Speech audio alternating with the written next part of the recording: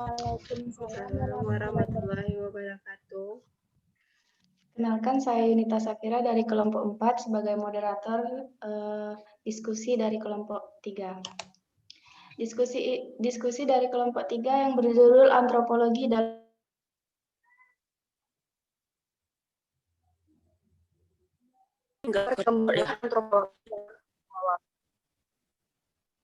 Antropologi erat sekali kaitannya dengan kebudayaan dan teknologi, di mana keduanya sama-sama meneliti berbagai objek fisik kebudayaan yang tercipta baik di masa sekarang maupun di masa lampau. Sebagai sebuah sarana maupun di pemahaman nilai-nilai budaya. Biokultural antropologi adalah sebuah sub bidang environment atau lingkungan. 2. Behavior atau perilaku. Yang ketiga, heredity atau keturunan yang dipengaruhi oleh populasi, distribusi penduduk, dan sebagainya. Dan yang terakhir, keempat, yaitu healthcare service, berupa program kesehatan yang bersifat preventif, promotif, kuratif, dan rehabilitatif. Selanjutnya yaitu perkembangan antropologi kesehatan dari sisi biological pole. Biological or physical antropologi berusaha untuk memahami jasad atau fisik manusia di evolusi kemampuan primatologi atau studi tentang makhluk primate atau binatang yang menyerupai manusia. Subbidang dari antropologi fisik ini mencakup anthropometrics, forensik, antropologi, osteologi, dan nutritional antropologi.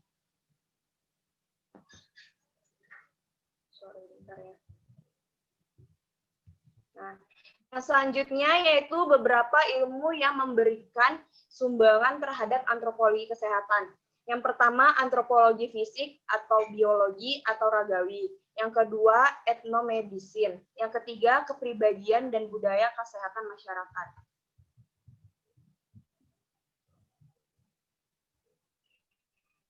Yang selanjutnya yaitu perkembangan antropologi kesehatan dari sisi sosial-kultural pole.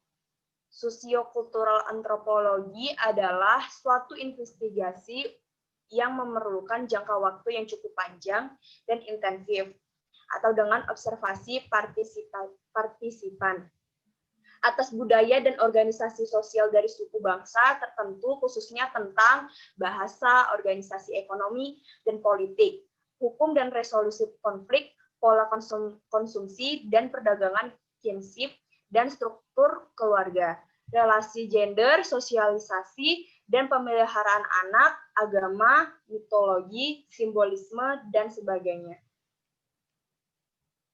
Yang selanjutnya yaitu antropologi kesehatan membantu mempelajari sosiokultural dari semua masyarakat yang berhubungan dengan sakit dan sehat. Sebagai pusat dari budaya yaitu yang pertama, penyakit yang berhubungan dengan kepercayaan atau misfortunes. Yang kedua, di beberapa masyarakat misfortunes disebabkan oleh kekuatan supranatural maupun supranatural atau penyihir. Yang ketiga, kelompok healers ditemukan dengan bentuk yang berbeda di setiap kelompok masyarakat. Yang keempat, healers mempunyai peranan sebagai penyembuh. Yang kelima, adapun perhatian terhadap suatu keberadaan sakit atau penyakit tidak secara individual, terutama illness dan sickness pada keluarga ataupun masyarakat. Yang selanjutnya, perbedaan antara perkembangan antropologi kesehatan biological pole dan social cultural pole. Yang pokok perhatian kutub biologi, pertama, pertumbuhan dan perkembangan manusia. Kedua, peranan penyakit dalam evolusi manusia. Yang ketiga, paleopatologi atau studi mengenai penyakit-penyakit purba.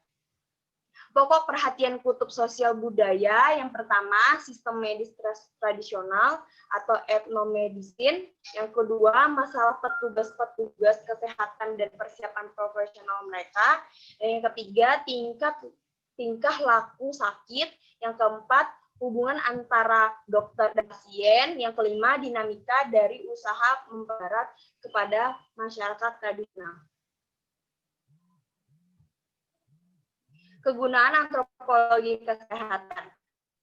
Yang pertama, memberikan suatu cara untuk memandang masyarakat secara keseluruhan, termasuk individunya.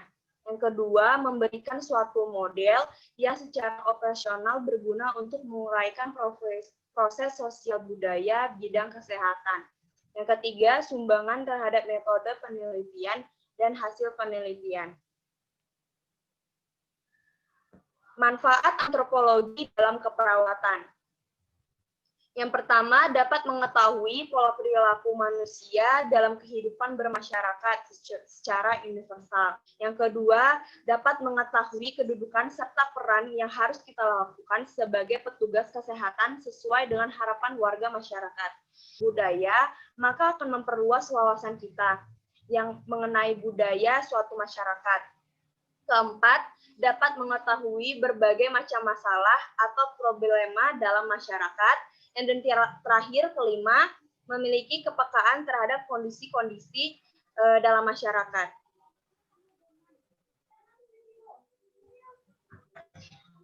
Ciri masyarakat yang mudah menerima perubahan yaitu pertama, rata-rata masyarakat sudah memiliki pendidikan yang bagus dan memiliki pola pikir untuk berubah untuk jadi yang lebih baik. Nah, kalau dari yang ciri-ciri masyarakat pertama ini tentunya dalam keadaan yang sekarang ini pasti yang harus berpendidikan ya. Pendidikannya tuh ya sampai kayak kita kuliah gitu ya. Terus habis itu yang memang pemikirannya open minded dan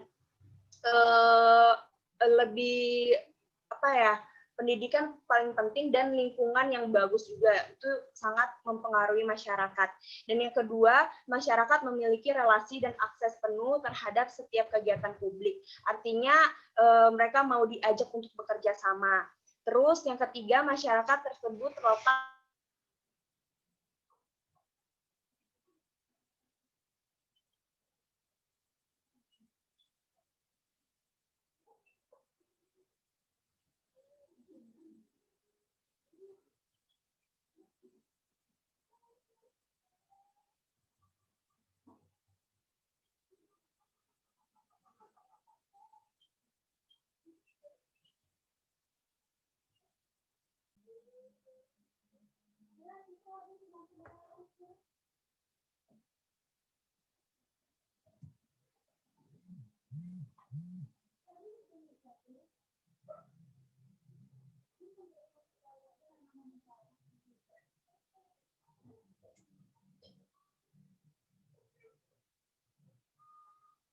keperawatan.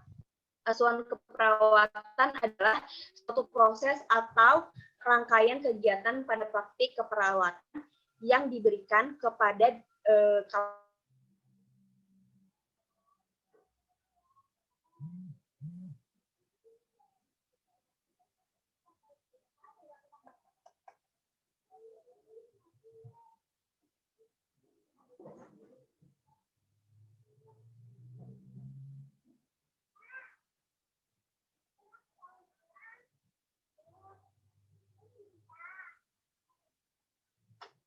berikan sesuai dengan nilai-nilai yang relevan tentang contoh-contoh penerapan praktik keperawatan, yaitu contohnya dalam mengaplikasikan anamnesa pada klien. Harus diberikan pertama tempat dan suasana. Yang kedua, penampilan perawat. Nah, penampilan perawat ini kita seringnya mendengar dari dosen-dosen bagaimana kita harus sopan santun, harus rapi, harus bersih, dan harus menjaga juga sikap, dan sangat penting lah untuk penampilan dalam keperawatan ini. Nah, dan ketiga itu periksa kartu dan data pasien. Yang keempat, dorongan kepada pasien untuk menceritakan keluhannya. Nah, dari keempat ini sangat kita tahu komunikasi kita ke pasien itu sangat penting. Bagaimana kalau kita udah membina komunikasi, pasti pasien itu nyaman ke kita, dan pasien juga pasti menceritakan keluhannya dengan sejujur-jujurnya gitu, nggak ada yang ditutup-tutup. Yang gunakan bahasa istilah yang dapat dimengerti. Ini sangat penting menurut saya, karena kalau misalnya bahasa kita yang terlalu baku, terlalu berlibet, maka pasien jadi bingung gitu, kayak ini maksudnya apa gitu. Jadi bahasa yang sopan santun sangat penting, tapi menggunakan bahasa yang mengerti untuk pasien, atau khususnya untuk kayak misalnya yang kakek, udah nenek-nenek gitu kan harus sangat penting ya, menggunakan bahasa yang mudah dimengerti untuk umur seumuran mereka gitu. Nah, yang keenam, buat catatan. Yang ketujuh, perhatikan pasiennya. Nah, sekian dari saya, kelompok 3, Tes Haripka sebagai pembicara. Terima kasih, saya kembali moderator. Nah, terima kasih kepada Tes Haripka yang menjelaskan tentang antropologi dalam praktik keperawatan. Semoga teman-teman bisa mengerti apa yang sudah dijelaskan oleh Tessa. Nanti tanya jawab kita akan buka setelah teman-teman melihat video ini. Baiklah, mungkin hanya itu saja yang kelompok 3 dapat sampaikan. Bila ada kurang lebihnya, kami mohon maaf.